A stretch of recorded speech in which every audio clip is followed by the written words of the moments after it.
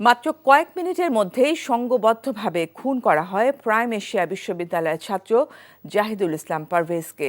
এ ঘটনায় পারভেজের মামাতো ভাই হুমায়ুন কবির বাদী হয়ে ৮ জনের নাম উল্লেখ করে মামলা করেন। এদিকে রোববার ছাত্রদল কর্মী জাহিদুল ইসলাম পারভেজের হত্যাকাণ্ড পূর্ব পরিকল্পিত মন্তব্য করে জড়িতদের বিচার দাবি করেছেন ছাত্রদল সভাপতি রাকিবুল ইসলাম। আবির আহমেদের রিপোর্টে বিস্তারিত। ক্যাম্পাসে আড্ডাকালে টেক্সটাইল ইঞ্জিনিয়ারিং বিভাগের শিক্ষার্থী জাহিদুল ইসলাম পারভেজ কয়েকজন নারী বন্ধুকে ইফটিজিং করেন বলে অভিযোগ করে একটি পক্ষ। এ নিয়ে দুই পক্ষের বাকবিতণ্ডা হয়। বিশ্ববিদ্যালয় কর্তৃপক্ষের হস্তক্ষেপে বিষয়টি সুরাহা হয়। পরে বিশ্ববিদ্যালয় গেটের সামনে পারভেজকে মারধর ছুরিকাঘাত করা হয়। সিসিটিভি ফুটেজে দেখা যায় হত্যায় অংশ নেয় 10 থেকে 15 জন। তদন্তকারীরা বলছেন হত্যাকাণ্ড রাজনৈতিক নয়, ঘটেছে তুচ্ছ ঘটনাকে কেন্দ্র করে। পুলিশ বলছে তাদের সাথে কথা কাটাকাটির পর তারা ডেকে আনে স্থানীয়দের।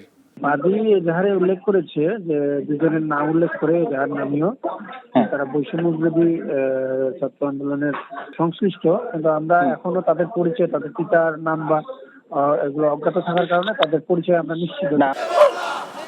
নিহত পারভেজকে নিজেদের কর্মী দাবি করে রাজধানীতে একাধিক বিক্ষোভ মিছিল করে ছাত্রদল। এ ঘটনার দ্রুত বিচার দাবি করা হয়। রক্ষী বাহিনীর মতো সন্ত্রাস ও দখলদারিত্ব কায়েম করেছে। তারা বিভিন্ন ক্যাম্পাসে ছাত্রদলের কর্মীদের মবের ভয়ভীতি দেখিয়ে ছাত্রলীগের স্টাইলের সন্ত্রাসের পুনরাবৃত্তি করেছে। এদিকে ভালুকার কাইচান বাক্সিবাড়িতে নিজ গ্রামে দ্বিতীয় দফা জানাজা শেষে পারিবারিক কবরস্থানে দাফন করা হয়েছে পারভেজের মরদেহ। এর আগে তাকে শেষবারের মতো দেখতে ভিড় জমান এলাকাবাসী।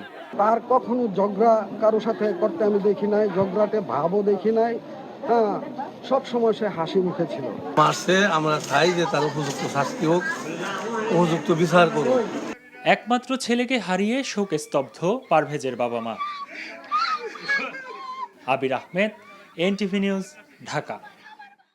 বান্ডেল থাকলে প্রতি সেনমানিতে টাকা বাঁচবে। বিকাশ সেনমানি বান্ডেল কিনে জিতুন প্রতি লেনদেনে।